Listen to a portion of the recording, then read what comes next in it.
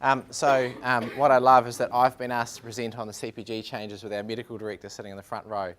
So what could possibly go wrong, and I'm sure he'll have nothing to say about this as we go through, which is really good. Just in this quick talk, obviously we're going to relate it mainly to trauma. However, I just wanted to touch on some of the changes to the scopes of practice in the broader context. So for our EMTs, we'll be introducing ondansetron IM. For those of you that don't know, that's an antiemetic. At the moment, they can give it orally. We're removing the oral form of ondansetron within St John because the cost is about the same, and we know the efficacy is higher with intramuscular. GTN patches, so we're including GTN patches for the management of hypertension, predominantly in patients who've got cardiogenic pulmonary edema and for certain types of inter-hospital transfer. Oral ibuprofen, so a good option for kiddies. Oral prednisolone, good option for kiddies, particularly with some of the new non-transport criteria around things like croup. We've got the Epley manoeuvre, which for those of you that don't know, that's for a particular type of vertigo where you can perform a manoeuvre to reduce the effects of calcium particles in the inner ear, which means that you can potentially leave people at home, which is really cool, although you need to jump out of the way because apparently it's common for them to vomit. Everything for paramedics included, obviously, there was changes at EMT level, plus we're allowing them to use ketamine for analgesia, but not dissociation. Droperidol we're introducing where a patient is 12 years of age or older and has moderate agitation. So there was quite a gap for us sort of between olanzapine and then jumping up to midazolam, so that's a good thing.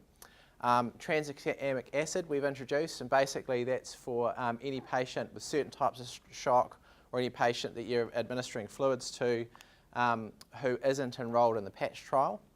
And intraosseous access for paramedic, although it's going to take us probably 2 years due to the costs associated with that to introduce it into areas who don't already have it by way of having access to ICPs.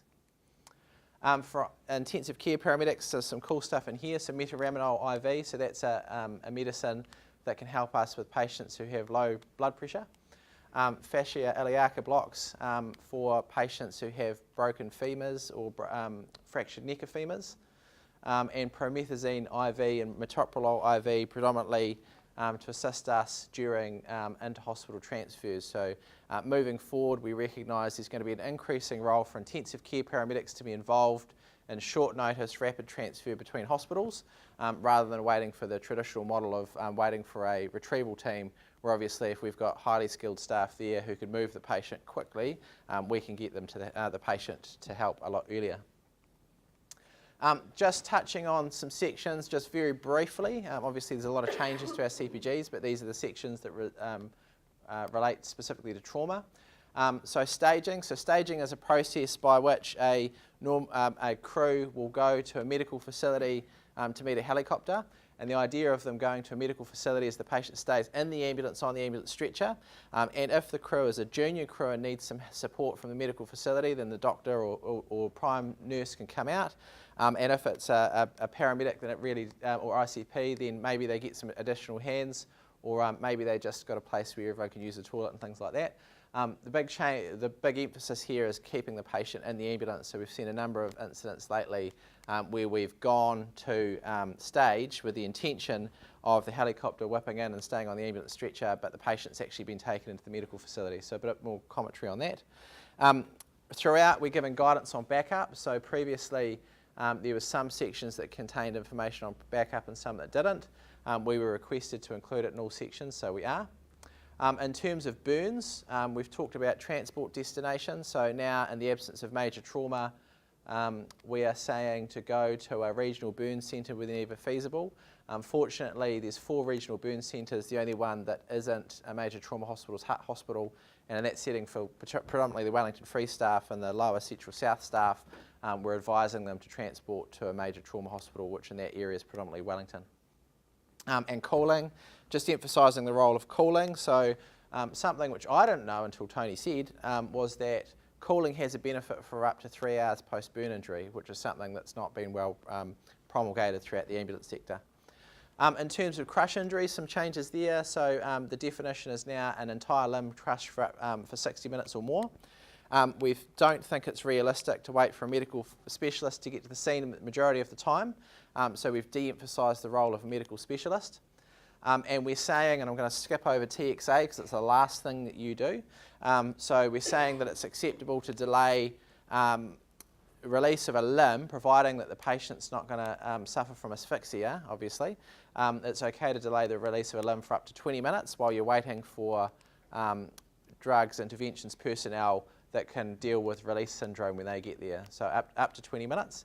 And then obviously TXA, so tranexamic acid in the setting of significant bleeding. Changes to other trauma sections. We are no longer, unless the penetrating object is in the head or the chest, the trunk, we're no longer going to require people to always wrap it and take them to hospital. We've had some interesting scenarios with paramedics producing patients to hospital with different things sticking out of them, and they actually could be pulled out, which would mean that not only can you manage the patient easier and quicker, but it means that you can control the bleeding. So we're enabling our staff to use clinical judgment there, which is good. Again, we see tranexamic acid. Fluid management in this section, we've brought in the definition to be severe shock. Tourniquet release, we're now asking our staff to consider whether or not after a few minutes of having the tourniquet on, the tourniquet can be released. And so that enables us, particularly if you've got transport times longer than 30 minutes, to ensure that we don't have limb ischemia or nerve damage. Sucking chest wounds, we have completely removed the concept of having a three-sided sort of a dressing on the chest. We think our staff are spending a lot of time on that for little benefit, but we are introducing the concept of a colostomy bag to be placed on sucking chest wounds. And a focus on temperature. So obviously low temperatures create an environment for coagulopathy, so we don't clot as well with low temperatures. So we're now saying and emphasising that we want the ambulance to be uncomfortably hot with our patients with uncontrolled bleeding. And again, in hypovolemia, if you're giving fluids from controlled bleeding, then there's a role for TXA as well. C-spine immobilisation, so we're just starting to emphasise that we want significant midline pain or signs of spinal cord injury before we place a collar. And in certain circumstances, we're saying it's actually appropriate to get the patient to mobilise. I'm sure we've all been in those situations where the patient's got a distal limb injury, and with fire, we've gone through this protracted exercise of immobilising them on a board, when, given that they only had a fractured radius, we could have just asked them to get out into the ambulance in the first instance, and that would have saved a lot of drama for everyone, so that's quite cool. In terms of spinal cord injury, so the definition now includes clinically significant limb weakness or loss of sensation. That's in response to a couple of patients which were recognised as probably having spinal cord injury but didn't meet the robust definition that was in there already. And obviously in the setting of shock, we now have the ability for fluids, metaraminol and adrenaline, and particularly metaraminol wasn't there before. And in terms of how we escalate, so in general for most procedures we would start with fluids, then we'll escalate to metaraminol. We think metaraminol will fix the majority of patients, but a small number will go on to require adrenaline after metaraminol.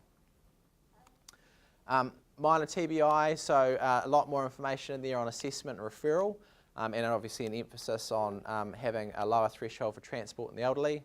For severe TBI, re-emphasising the role of fluids, and introducing metaraminol for poor perfusion, and obviously this is all about reducing secondary brain injury, and we've all seen the literature out there about a single episode of poor perfusion and what that does to the brain. And then just some more guidance on the role of pre-hospital RSI. Now we've got about 80 odd RSI officers now, which is good. Our RSI success rate remains high, and probably a key message from this is we'd like you to call for the skill even though you think it might not be in your area, because someone may be driving through the area you're not aware of, and or there may be a helicopter overhead. And then there's a number of other sections, and some of this was in there already, but we've expanded on it, and some of it wasn't in there. So you see tension, pneumothorax, amputation, eye injuries are new. We're just giving some more guidance on tension, pneumothorax. Amputation we were largely silent on previously, and eye injuries is quite a significant section in there because it's something that we haven't done very well as a sector so far, but it's got some pretty gross pictures in there too, which is good. or drawing, so it's cool. And that is a very quick summary of the changes to CPGs associated predominantly with trauma. And I'm happy to take any questions, and if I can't answer it, then Tony will, which is really cool. So.